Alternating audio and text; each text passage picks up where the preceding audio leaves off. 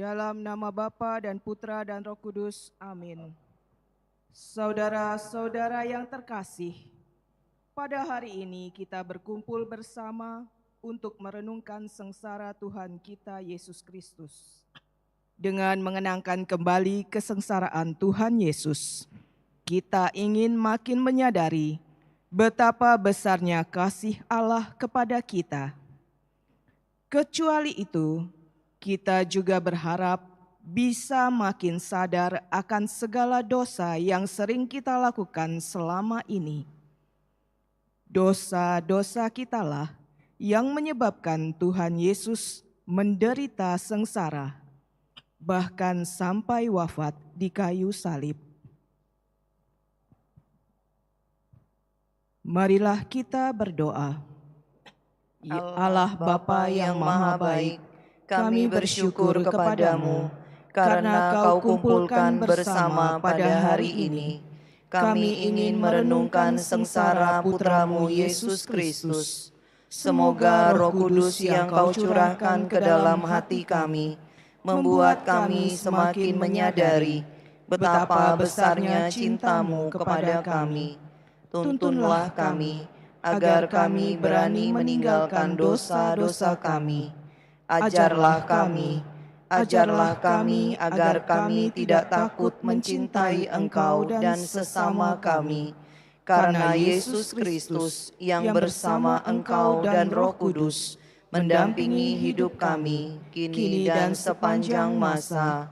Amin.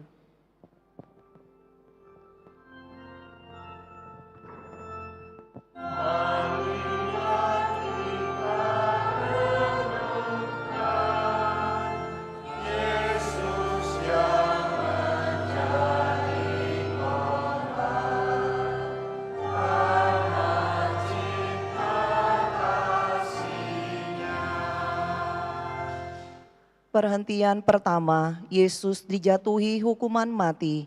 Kami bersujud di hadapan-Mu ya Tuhan dan bersyukur kepadamu. Sebab dengan salib suci-Mu, Engkau telah menebus dunia.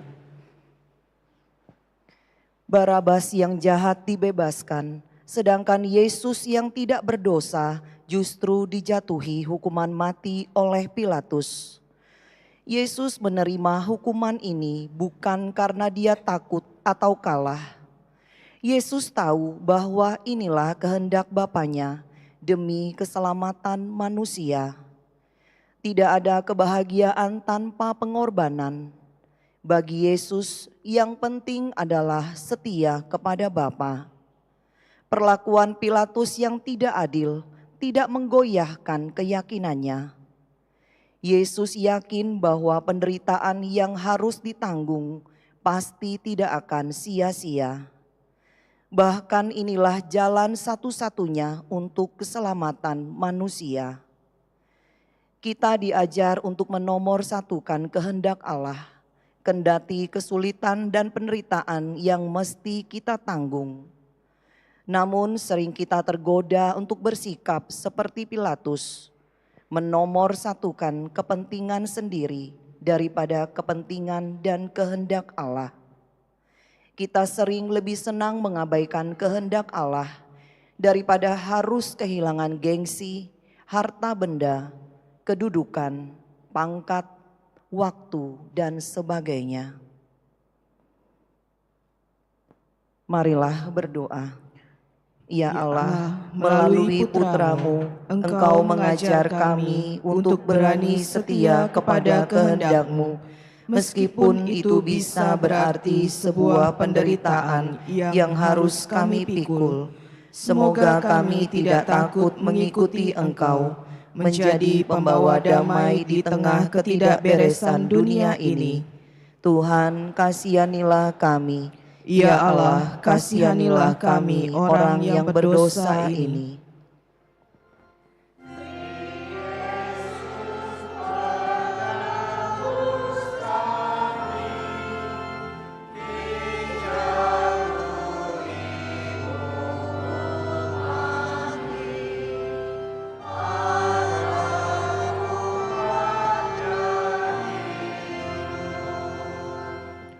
Perhentian kedua, Yesus memanggul salib. Kami bersujud di hadapan-Mu ya Tuhan dan bersyukur kepadamu. Sebab dengan salib suci-Mu Engkau telah menebus dunia. Yesus diberi jubah ungu, kepalanya diberi mahkota duri. Ia diolok-olok dan disuruh memanggul salib. Semua penghinaan ini diterima Yesus dengan rela hati. Yesus sering mengajar perlunya merendahkan diri. Dia tidak hanya mengajar dengan kata-kata, tetapi juga dengan tindakan nyata. Sebagai pengikut Yesus, mungkin kita juga sering dihina, direndahkan, dianggap kecil, dianggap remeh, tidak diperhitungkan. Dalam keadaan seperti itu, kita diajak untuk tidak cepat sakit hati. Atau sebaliknya, justru kita, meskipun katanya orang Katolik, malahan sering menghina orang lain. Marilah berdoa. Ya Ya Allah Bapa yang Maha Baik, kami sering mudah sakit hati dan membalas dendam kalau diejek dan dihina oleh orang lain. Kami bahkan sering dengan mudah menghina sesama. Semoga teladan putra-Mu ini membuat kami semakin rendah hati. Tuhan, kasihanilah kami. Ya Allah, kasihanilah kami orang yang berdosa ini.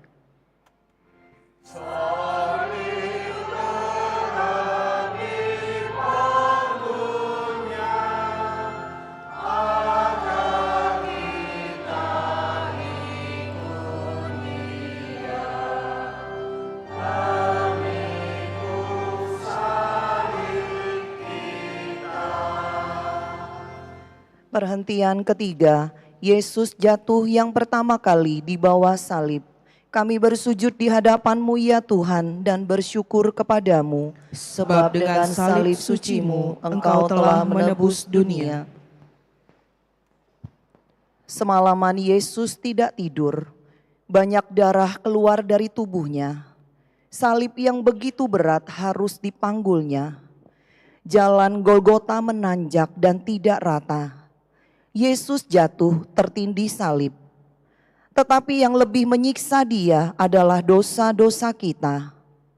Kita yang berdosa, tetapi Yesus yang menanggung akibatnya. Yesus menunjukkan kepada kita bagaimana wujudnya dosa dan bagaimana akibat dari dosa. Dosa terungkap dalam penghinaan. Dosa nyata dalam segala kegiatan yang menghancurkan kehidupan, dan berjuang melawan dosa itu tidak gampang. Jalan menuju keselamatan itu berat, menanjak dan tidak rata. Kalau Yesus jatuh karena dosa-dosa kita, kita justru sering jatuh lagi ke dalam dosa. Namun Allah tetap mencintai kita. Allah ingin agar kita tidak putus asa. Allah ingin agar kita berani bangkit lagi dan setia mengikuti jalan salibnya. Marilah berdoa. Ya Allah, Engkau tahu betapa banyak dan besarnya dosa-dosa kami. Engkau tahu betapa seringnya kami jatuh ke dalam dosa. Semoga kami Kau beri keberanian untuk meneladan putra-Mu. Kalau kami jatuh ke dalam dosa, tolonglah agar kami bisa bangun lagi dan kembali mengikuti kehendak-Mu. Semoga kami berani memanggul salib yang Kau letakkan di atas bahu kami. Tuhan, kasihanilah kami. Ya Allah, kasihanilah kami orang yang berdosa ini.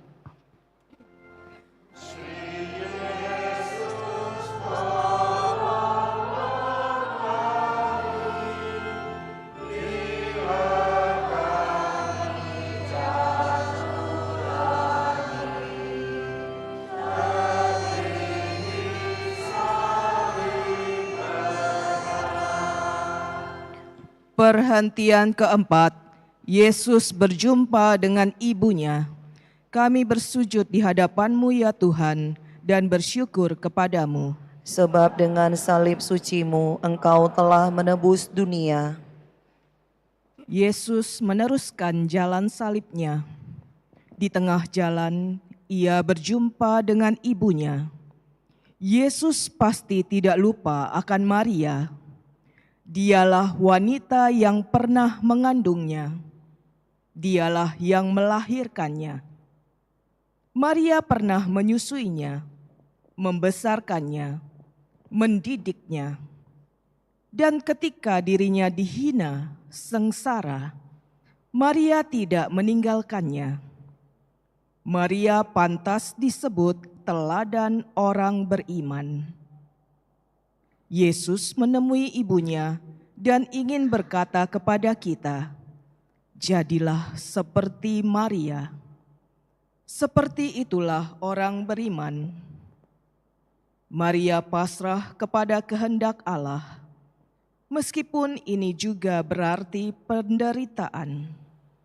Maria tidak takut bertemu dengan Yesus yang sedang dihina, disiksa. Di sekitar kita juga banyak orang hina, orang papa, orang menderita. Apakah kita juga berani menjadi sahabat mereka? Apa yang sudah kita perbuat untuk mereka? Marilah berdoa.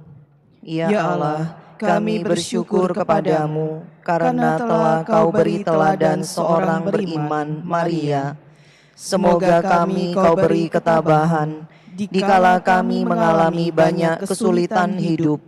Semoga kami juga berani menjadi sahabat bagi orang-orang yang menderita di sekitar kami. Tuhan, kasihanilah kami. Ya Allah, kasihanilah kami orang yang berdosa ini.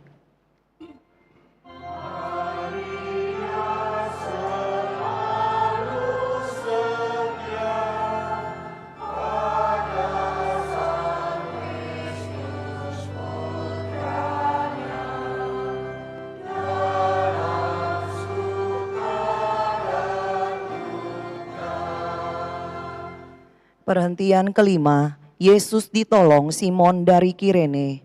Kami bersujud di hadapan-Mu ya Tuhan dan bersyukur kepadamu.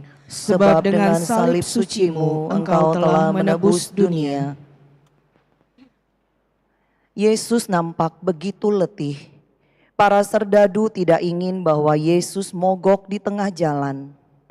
Mereka sudah punya rencana untuk menyiksa dan menyaksikan Yesus tersalib di Golgota. Kebetulan mereka melihat Simon dari Kirene sedang lewat. Simon lalu dipaksa untuk memanggul salib Yesus. Tanpa memberontak, Simon menaruh salib Yesus di pundaknya. Menolong meringankan beban penderitaan orang lain tentu termasuk perbuatan terpuji. Kalau Yesus rela memanggul salib, itu juga untuk meringankan beban kita. Yesus membiarkan Simon memanggul salibnya, pasti bukan karena Yesus tak lagi kuat mengangkat salib, tetapi karena Yesus berkenan dengan sikap Simon itu. Apalagi kalau dalam membantu orang lain, ini sungguh tanpa pamrih. Tidak terlalu sulit menemukan orang yang sedang menderita di sekeliling kita. Tetapi apa yang sudah kita perbuat untuk mereka? Kita mungkin justru sering tergolong orang yang kalau melihat orang lain menderita, malahan cepat pergi menyingkir. Yesus berkata, "Apapun yang kau lakukan terhadap saudaraku yang paling hina, itu kau lakukan untukku. Dan apa yang tidak kau buat untuk saudaraku yang paling hina, juga tidak kau buat untukku." Marilah berdoa.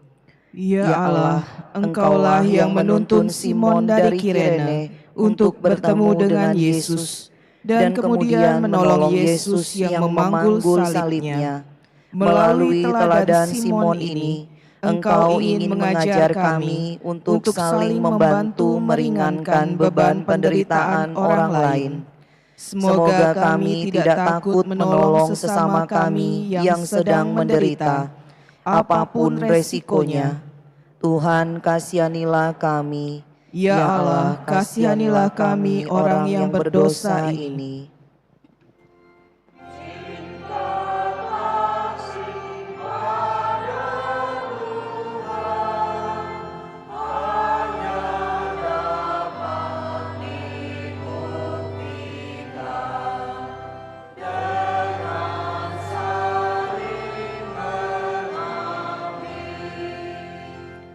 Perhentian ke-6, Veronika mengusapi wajah Yesus. Kami bersujud di hadapan-Mu ya Tuhan dan bersyukur kepadamu. Sebab dengan salib suci-Mu Engkau telah menebus dunia. Yesus meneruskan jalan salibnya. Di tengah jalan ia bertemu dengan Veronika.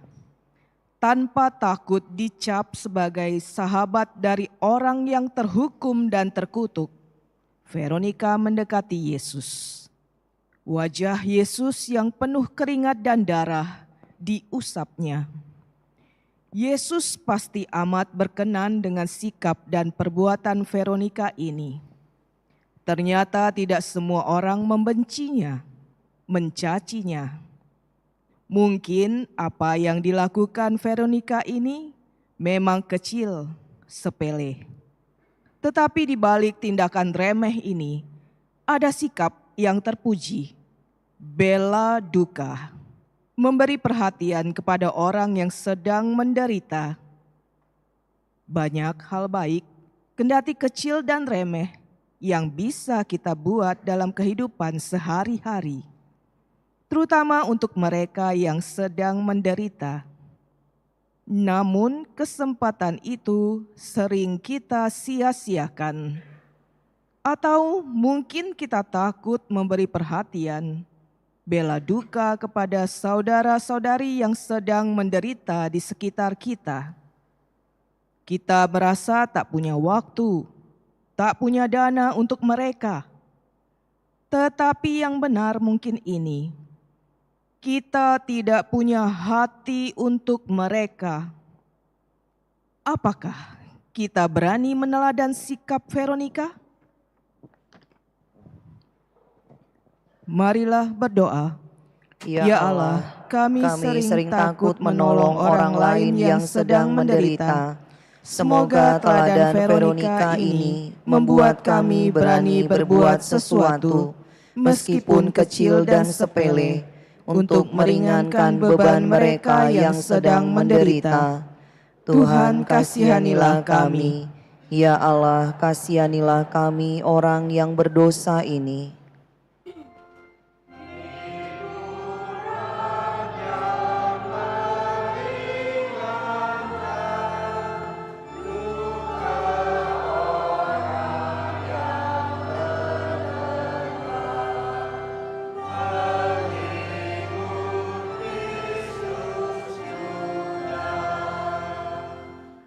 Perhentian ke-7, Yesus jatuh kedua kalinya di bawah salib.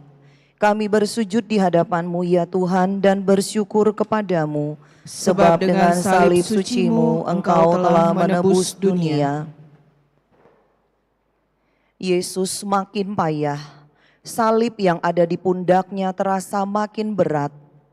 Ia jatuh untuk kedua kalinya. Salib yang berat itu menindihnya. Pasti ini amat menyakitkan Yesus. Tetapi yang lebih menyakitkan Yesus tentulah dosa-dosa manusia, dosa-dosa kita. Allah memang begitu mencintai manusia, manusia yang penuh dosa diampuninya. Tetapi manusia lebih sering jatuh lagi ke dalam dosa. Kitalah yang sebenarnya menjatuhkan Yesus.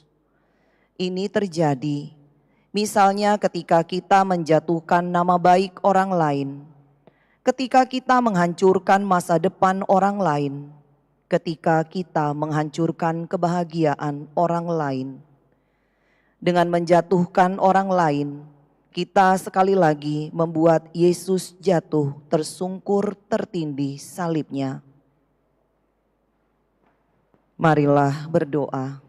Ya Allah, berulang kali kami berbuat dosa dengan menjatuhkan dan menghancurkan orang lain, bahkan diri kami sendiri. Berilah kami kekuatan dan keberanian untuk berbuat baik kepada orang lain di sekitar kami.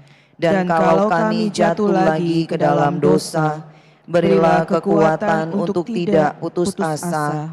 Bangkitkanlah kami untuk setia mengikuti Engkau. Tuhan, kasihanilah kami.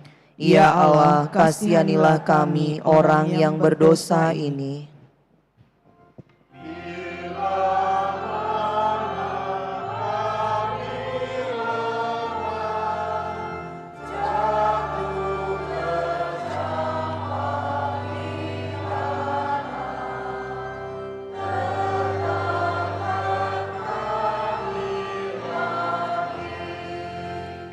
Perhentian ke-8, Yesus menasihati wanita-wanita yang menangis. Kami bersujud di hadapan-Mu ya Tuhan dan bersyukur kepadamu. Sebab dengan salib suci-Mu Engkau telah menebus dunia. Banyak orang yang menyaksikan bagaimana Yesus tertatih-tatih memanggul salibnya. Ada yang menertawakan, ada yang mengejek. Tetapi ternyata ada juga yang simpati terhadap Yesus. Di antara yang simpati ini terdapat wanita-wanita. Mereka menangis melihat Yesus yang nampak begitu menderita. Yesus ternyata tidak tenggelam dalam penderitaannya. Yesus sempat pula memperhatikan orang-orang yang ditemuinya. Wanita-wanita yang menangis bahkan sempat dihibur, tetapi juga diberi peringatan oleh Yesus. Yesus berkata kepada wanita-wanita ini, "Janganlah menangisi aku, tetapi tangisilah dirimu dan anak-anakmu." Kita sering tidak punya waktu dan hati untuk orang lain. Ini terjadi kalau kita sedang senang, sukses. Apalagi kalau kita sedang terkena musibah, susah, menderita. Kita sibuk dengan diri kita sendiri saja. Kita gampang merasa bahwa penderitaan kitalah yang paling berat. Orang lainlah penyebab penderitaan ini. Kita sendiri susah, bagaimana harus menghibur orang lain? Beginilah kita sering membela diri. Yesus memberi teladan kepada kita. Pentinglah menghibur orang lain, meskipun kita sendiri juga sedang menderita. Tetapi lebih dari itu, perlulah kita menangisi diri kita sendiri. Perlulah kita bertobat dan mengajak orang lain, terutama anak-anak kita, untuk bertobat. Kita diajak bertobat.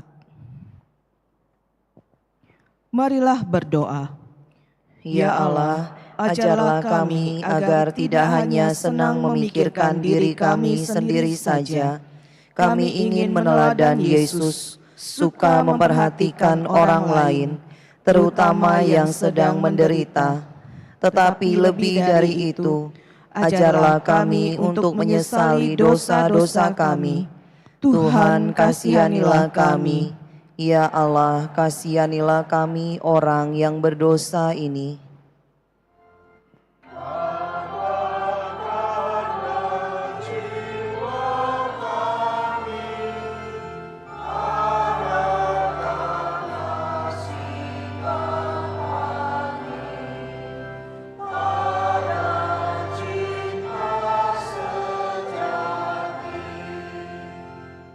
Perhentian ke-9, Yesus jatuh ketiga kalinya di bawah salib. Kami bersujud di hadapan-Mu ya Tuhan dan bersyukur kepadamu, sebab dengan salib suci-Mu Engkau telah menebus dunia.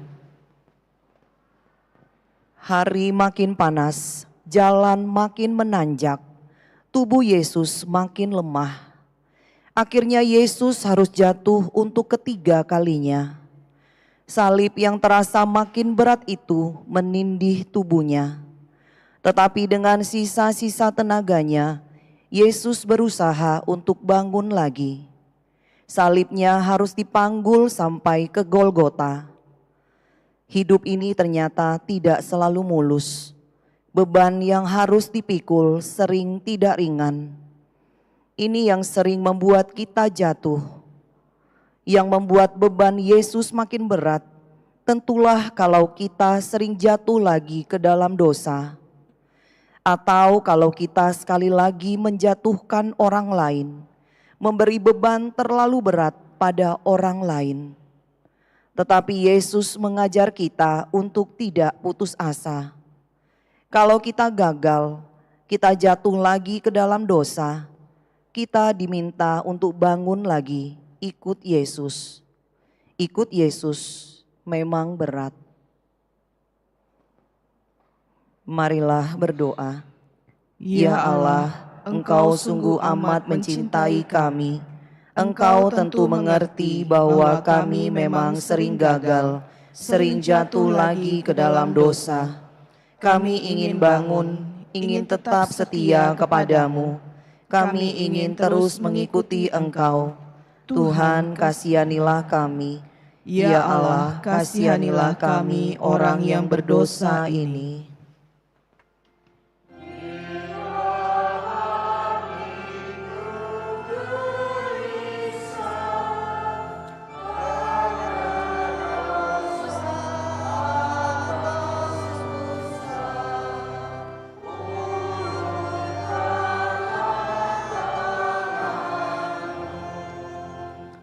Perhentian ke-10, pakaian Yesus ditanggalkan.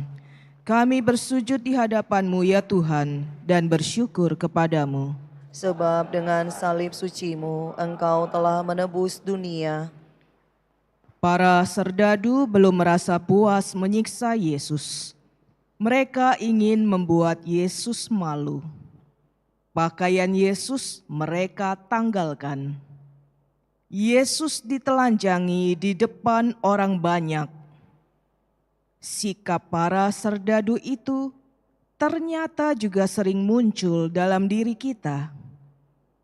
Entah sudah berapa kali kita membuat orang lain malu. Kita sering merasa puas kalau bisa menelanjangi kesalahan orang lain di depan umum. Kalau ada orang lain yang berbuat salah, yang gagal, kita ceritakan hal itu kepada orang lain. Kita sering sadis, tak tahu malu. Marilah berdoa. Ya Allah, Putra-Mu Yesus pernah ditelanjangi, dipermalukan. Bukan hanya para serdadu yang membuat itu, tetapi kami ikut mempermalukan Engkau. Itu terjadi ketika kami berdosa, ketika kami menelanjangi dan mempermalukan orang lain. Tuhan, kasihanilah kami. Ya Allah, kasihanilah kami orang yang berdosa ini.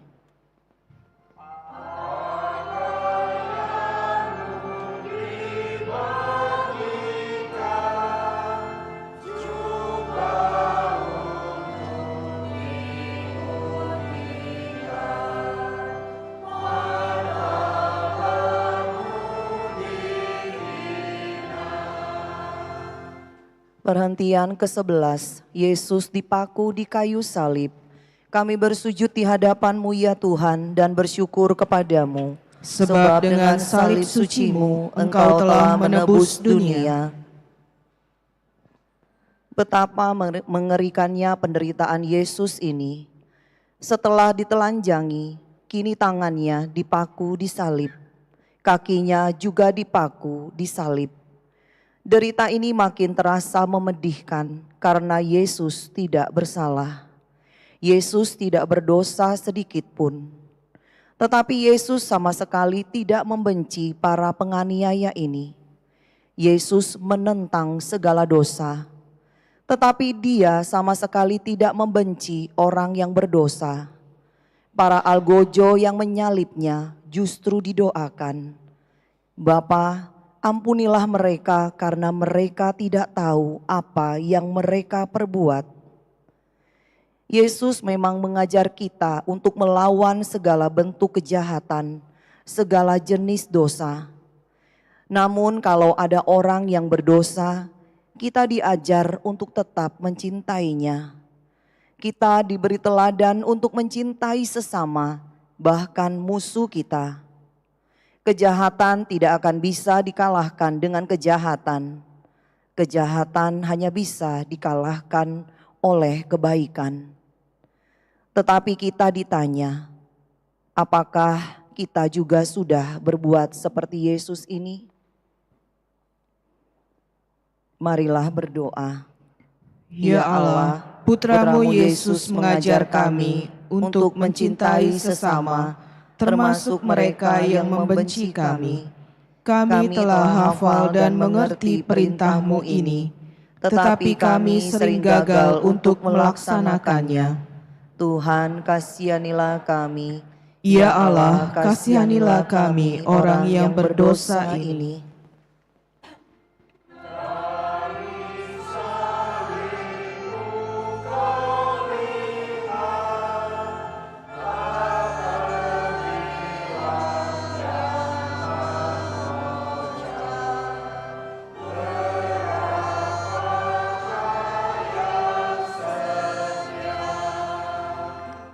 Perhentian ke-12, Yesus wafat di kayu salib.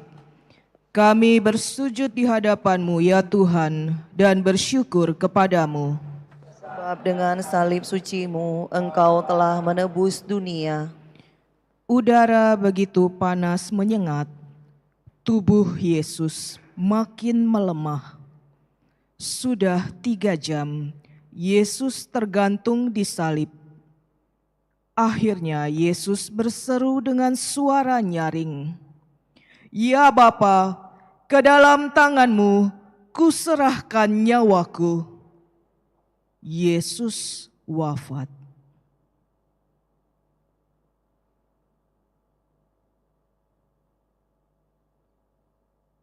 Ketaatan Yesus kepada kehendak Bapa tak tergoyahkan sampai akhir hayatnya.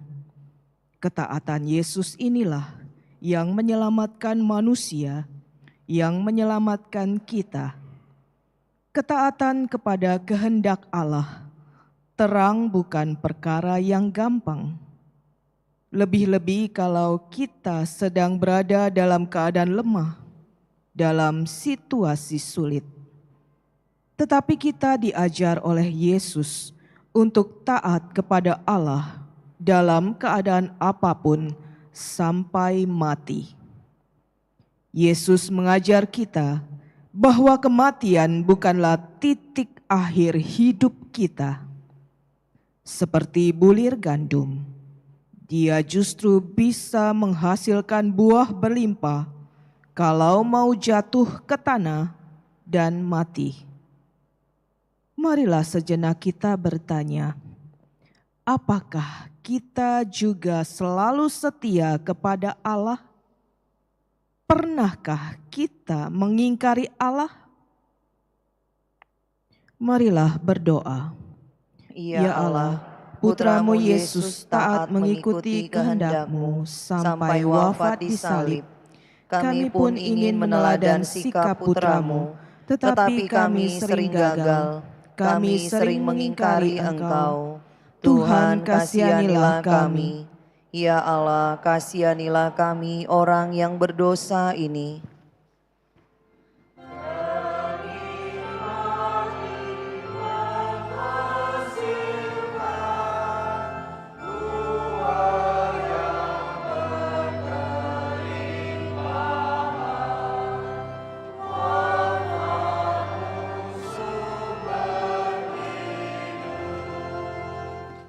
Perhentian ke-13, Yesus diturunkan dari salib. Kami bersujud di hadapan-Mu ya Tuhan dan bersyukur kepadamu. Sebab dengan salib suci-Mu Engkau telah menebus dunia. Hari hampir gelap. Orang-orang yang merasa sudah puas menyaksikan penderitaan Yesus pulang ke rumah masing-masing.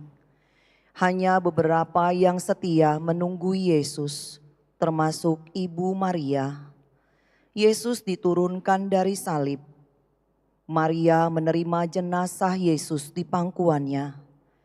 Maria melakukan apa yang pernah dikatakannya. Aku ini hamba Tuhan, jadilah padaku menurut perkataanmu. Maria memang pantas menjadi teladan bagi setiap orang beriman. Ketika Yesus menderita, ia tetap setia berada di sampingnya. Apakah kita berani menjadi orang beriman seperti Maria? Apakah kita berani menerima, memangku orang yang hina, yang menderita, yang gagal? Marilah berdoa. Ya Allah, kami bersyukur kepadamu karena telah Kau beri contoh nyata bagaimana mesti menjadi orang beriman. Kami ingin menjadi seperti Ibu Maria. Kami mohon Roh Kudus-Mu agar kami berani menjadi sahabat sejati bagi mereka yang sedang menderita. Memang kami sering lari menjauhi orang-orang yang mengalami kesulitan, yang hina, yang papa. Tuhan kasihanilah kami. Ya Allah, kasihanilah kami orang yang berdosa ini.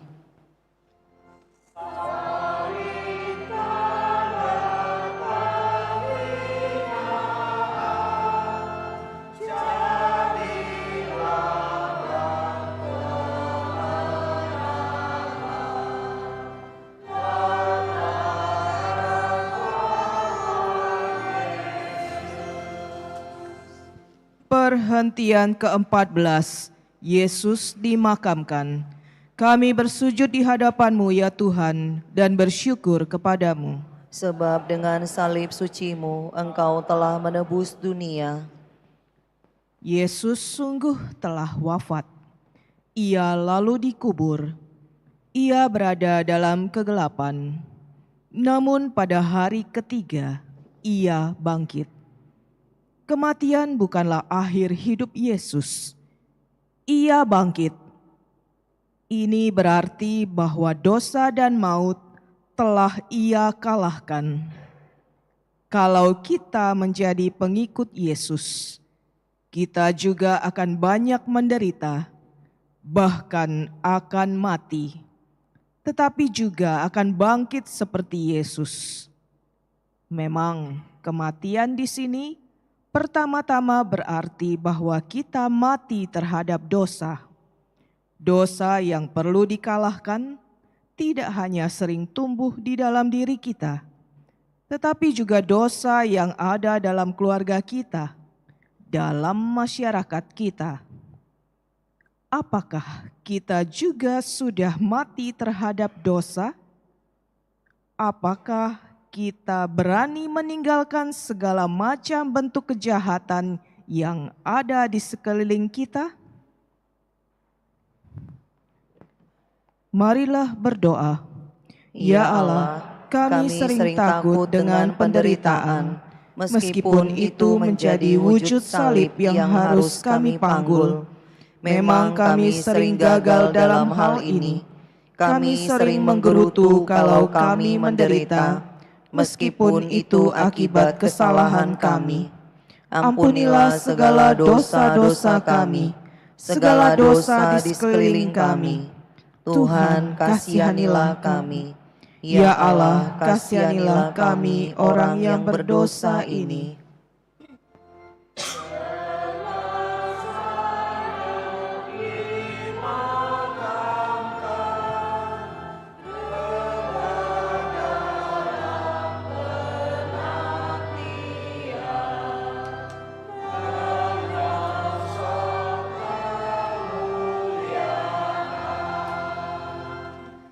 Saudara-saudari yang terkasih, kita baru saja mengikuti jalan salib Yesus. Kita diingatkan kembali betapa besarnya cinta Allah kepada umat-Nya. Namun manusia kita masing-masing sering kurang menanggapi cinta Allah itu sesuai dengan kehendak-Nya. Kita sering gagal dalam mencintai Allah dan sesama kita.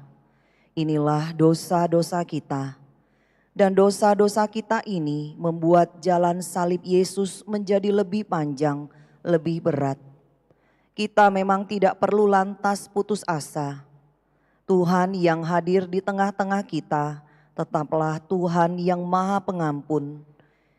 Baiklah, sejenak kita sadari kembali cinta Allah dan dosa-dosa kita. Marilah berdoa. Ya Allah, Engkau amat mengasihi kami. Kami telah Kau ciptakan menjadi anak kesayangan-Mu. Ketika kami jatuh ke dalam dosa, Engkau mengampuninya. Putra-Mu yang terkasih Kau utus ke dunia untuk menebus kami. Semoga kebaikan-Mu ini menumbuhkan keberanian dalam diri kami untuk tetap menjadi anak-anak-Mu. Kami tetap ingin setia kepada kehendak-Mu, meskipun ini bisa mendatangkan kesengsaraan dalam hidup kami seperti yang dialami oleh Yesus. Tuntunlah kami agar kami tidak melakukan dosa-dosa. Semua ini kami haturkan kehadirat-Mu dengan perantaraan Yesus Kristus Putra-Mu, yang dalam persekutuan dengan Roh Kudus mendampingi hidup kami, kini dan sepanjang segala masa. Amin. Dalam nama Bapa dan Putra dan Roh Kudus. Amin.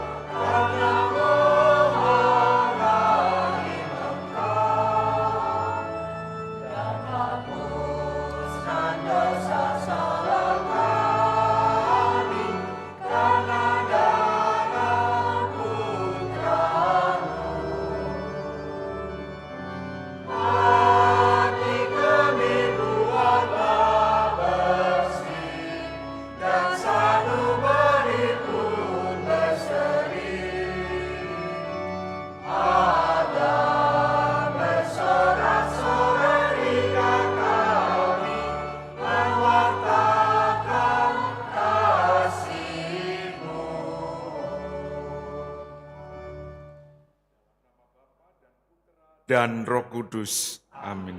Rahmat dan damai sejahtera dari Allah Bapa dan dari Tuhan kita Yesus Kristus bersamamu. Saudara-saudari yang dikasihi Tuhan, kita awali perayaan Ekaristi ini dengan memohon belas kasih dan pengampunan dari Allah, supaya pantas dalam misteri penyelamatan Allah ini. Tuhan Yesus Kristus, Engkau diutus untuk menyembuhkan orang yang remuk redam hatinya.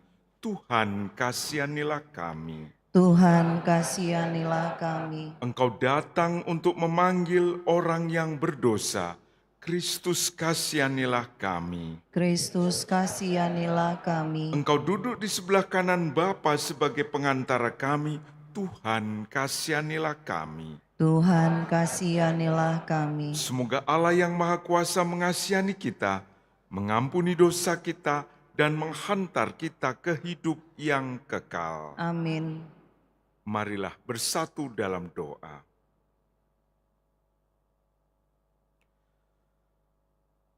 Allah Bapa Maha Setia, Engkau tak pernah mengingat kesalahan kami. Kami mohon, bukalah hati kami untuk berdamai dan mengampuni sesama. Dengan pengantaraan Yesus Kristus Putramu Tuhan kami, yang bersama dengan Dikau dalam persatuan Roh Kudus, hidup dan berkuasa Allah sepanjang segala masa. Amin. Bacaan dari Nubuat Yehezkiel. Beginilah Tuhan Allah berfirman, jikalau orang fasik bertobat dari segala dosa yang dilakukannya, dan berpegang pada segala ketetapanku, serta melakukan keadilan dan kebenaran, ia pasti hidup, ia tidak akan mati. Segala durhaka yang dibuatnya tidak akan diingat-ingat lagi. Ia akan hidup karena kebenaran yang dilakukannya. Adakah aku berkenan kepada kematian orang fasik? Firman Tuhan Allah. Bukankah kepada pertobatannya aku berkenan, supaya ia hidup?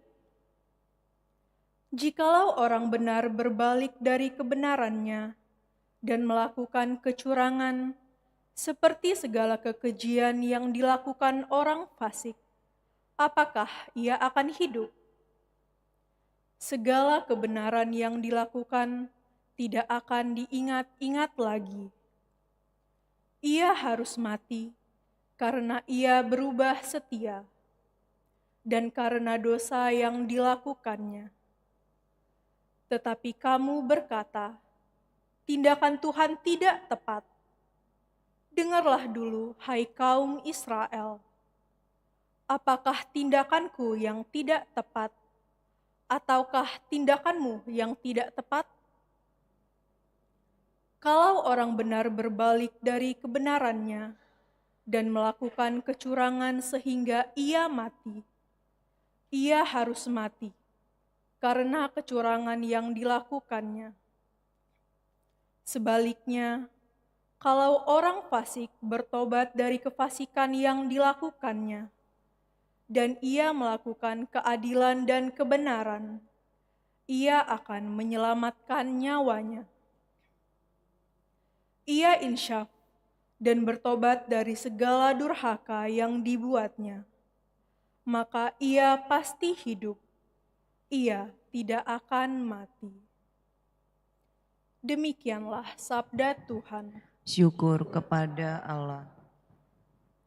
Jika engkau mengingat-ingat kesalahan ya Tuhan, siapakah yang dapat tahan?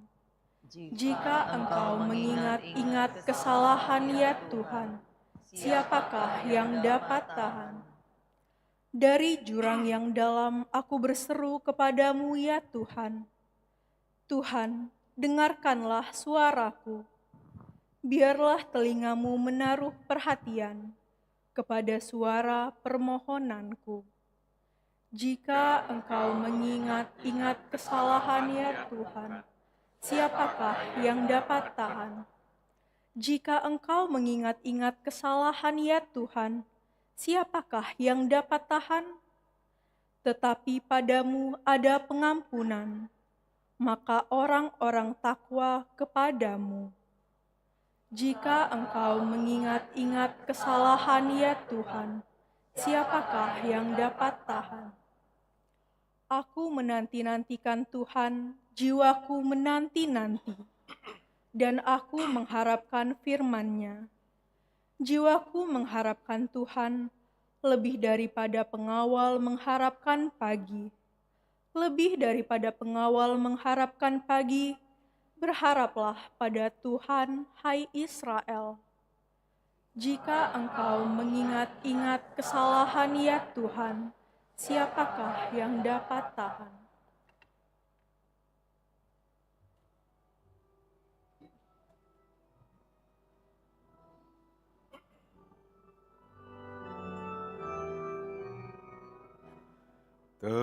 Terpujilah Kristus Tuhan, Raja mulia dan kekal.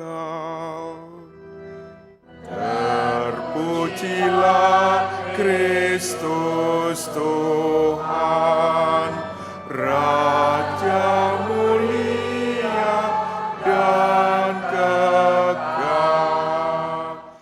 Buanglah daripadamu segala durhaka yang kamu buat terhadap aku, sabda Tuhan, dan perbaruilah hati serta rohmu. Terpujilah Kristus Tuhan, Raja mulia dan kekal. Tuhan bersamamu. Inilah Injil Yesus Kristus menurut Matius. Dalam khotbah di bukit berkatalah Yesus kepada murid-muridnya, "Jika hidup keagamaanmu tidak lebih benar daripada hidup keagamaan ahli-ahli Taurat dan orang-orang Farisi, kalian tidak akan masuk ke dalam kerajaan surga. Kalian telah mendengar apa yang difirmankan kepada nenek moyang kita, jangan membunuh. Siapa yang membunuh harus dihukum. Tetapi aku berkata kepadamu, setiap orang yang marah terhadap saudaranya harus dihukum. Barang siapa berkata kepada saudaranya kafir, harus dihadapkan ke mahkamah agama. Dan siapa yang berkata jahil, harus diserahkan ke dalam neraka yang menyala-nyala. Sebab itu, jika engkau mempersembahkan persembahan di atas mezbah, dan engkau teringat akan sesuatu yang ada dalam hati saudaramu terhadap engkau, tinggalkanlah persembahan di depan mezbah itu, dan pergilah berdamai dahulu dengan saudaramu, lalu kembali untuk mempersembahkan persembahan itu. Segeralah berdamai dengan lawanmu, selama engkau bersama-sama dengan dia di tengah jalan, supaya lawanmu itu jangan menyerahkan engkau kepada hakim, dan hakim itu menyerahkan engkau kepada pembantunya, dan engkau dilemparkan ke dalam penjara. Aku berkata kepadamu, sesungguhnya engkau tidak akan keluar dari sana sebelum engkau membayar hutangmu sampai lunas. Demikianlah sabda Tuhan.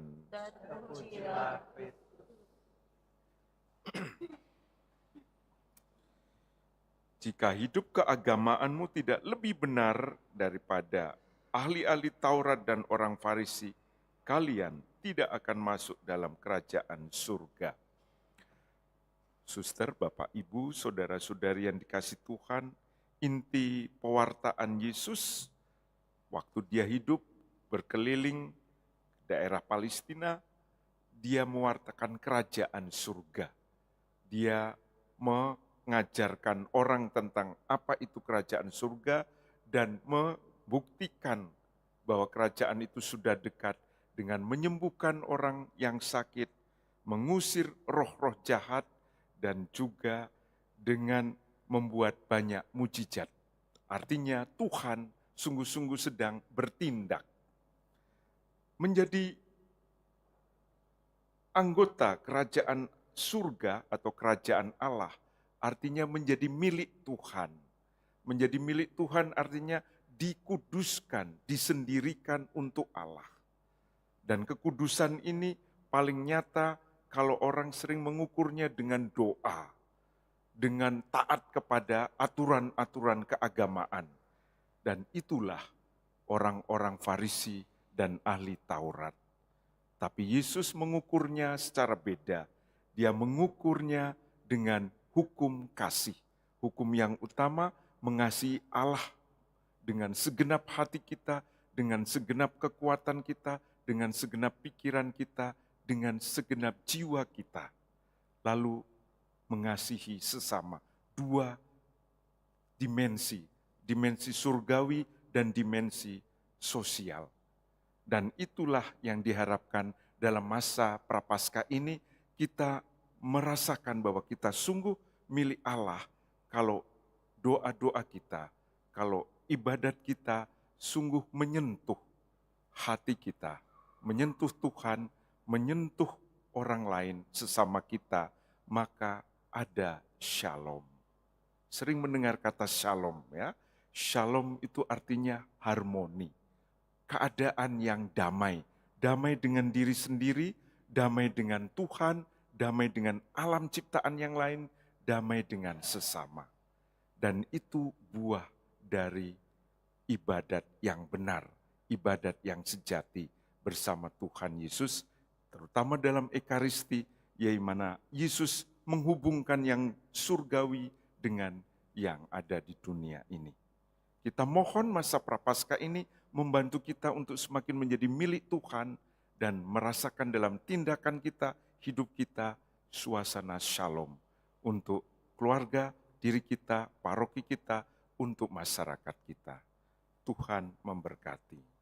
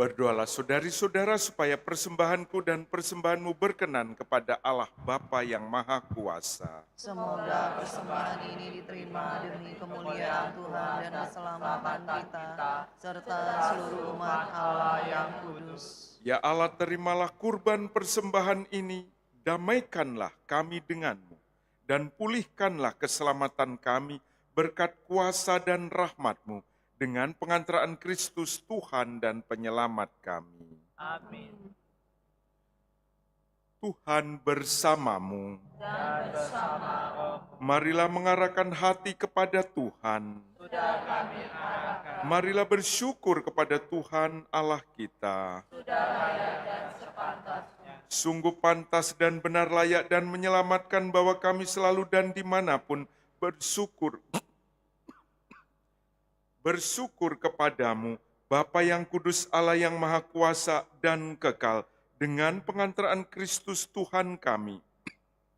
Sebab Engkau memperkenankan umat-Mu menantikan misteri Paskah setiap tahun dalam sukacita, dengan budi yang dimurnikan, supaya dengan lebih bersemangat mereka mengambil bagian dalam ibadat suci dan karya kasih, dan dengan lebih sering menerima sakramen-sakramen yang membuat mereka lahir kembali, mereka diantar sampai pada kepenuhan rahmat sebagai anak-anak-Mu.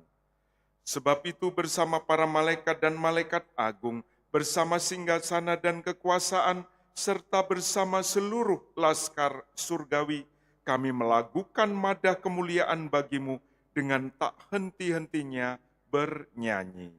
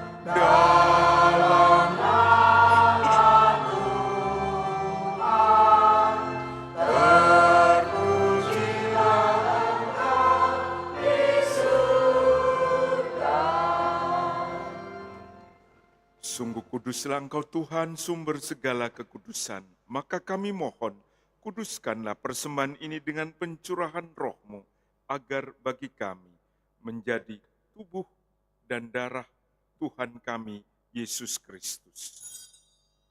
Ketika Dia diserahkan untuk menanggung sengsara dengan rela, Dia mengambil roti dan sambil mengucap syukur, Dia memecah-mecahkan, lalu memberikannya kepada murid-muridnya seraya berkata, "Terimalah dan makanlah kamu semua, inilah tubuhku yang diserahkan bagimu."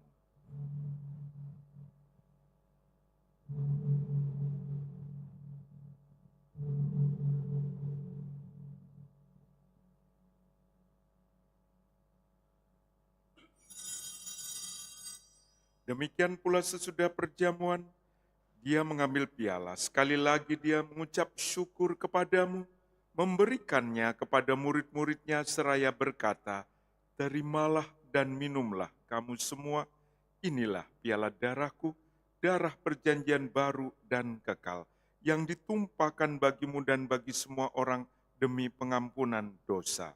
Lakukanlah ini sebagai kenangan akan daku."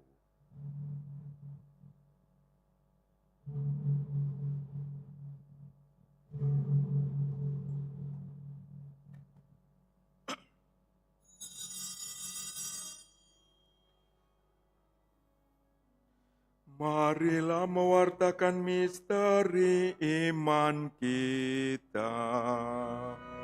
Setiap hari kami mengangkat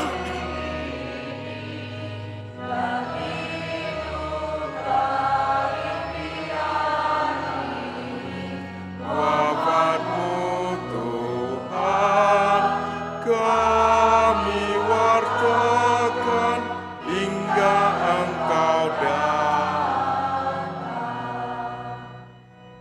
Sambil mengenangkan wafat dan kebangkitan Kristus, kami mempersembahkan kepadamu Bapa, roti kehidupan dan piala keselamatan. Kami bersyukur sebab kami Engkau anggap layak menghadap Engkau dan berbakti kepadamu. Dan kami mohon semoga kami yang menerima tubuh dan darah Kristus dihimpun menjadi satu umat oleh Roh Kudus. Ingatlah Tuhan akan gerejamu yang tersebar di seluruh bumi, agar Engkau menyempurnakannya dalam cinta kasih, dalam persatuan dengan Paus kami Leo ke-14 dan Uskup kami Yohanes, serta semua rohaniwan. Ingatlah juga akan saudara-saudari kami yang telah meninggal dengan harapan akan bangkit. Kita kenangkan mereka yang sudah mendahului kita.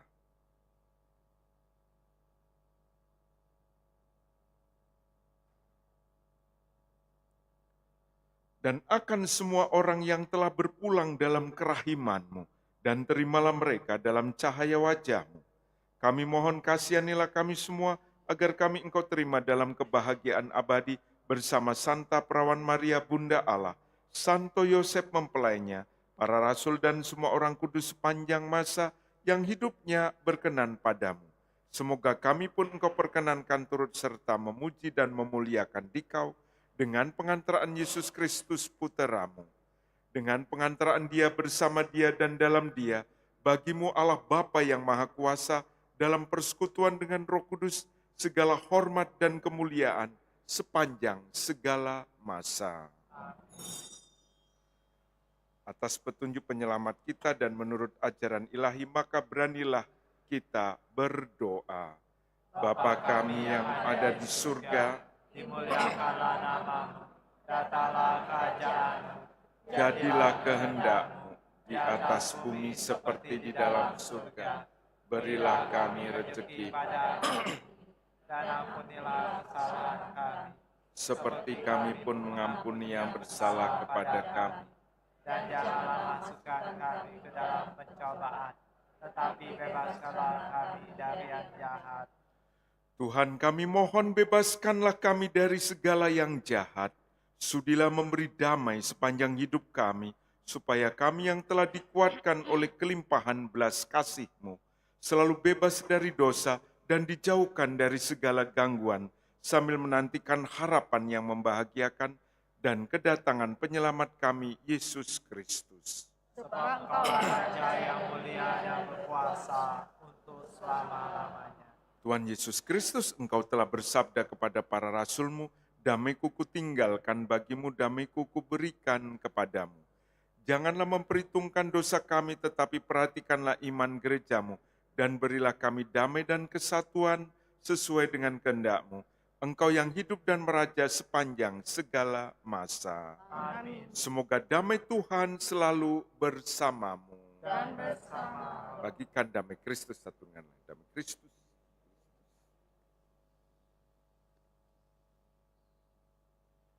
Anak domba Allah yang menghapus dosa dunia, kasihanlah kami. Anak domba Allah yang menghapus dosa dunia. Anak domba Allah yang menghapus dosa dunia.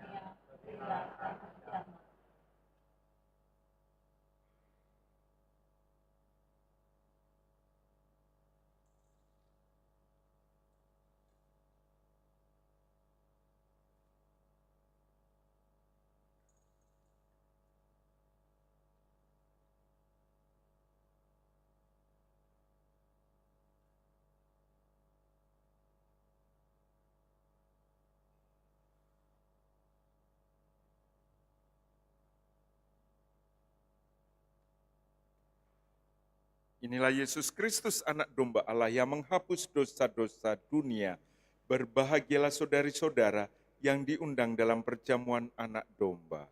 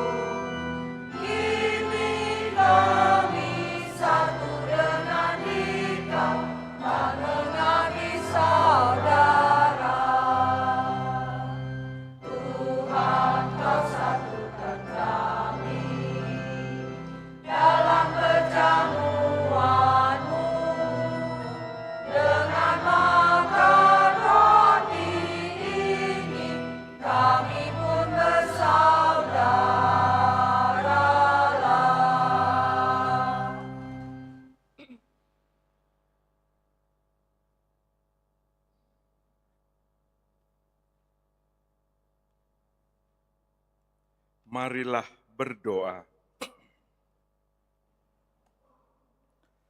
Allah Bapa yang Maha Rahim, kami bersyukur atas rezeki surgawi yang telah kami terima.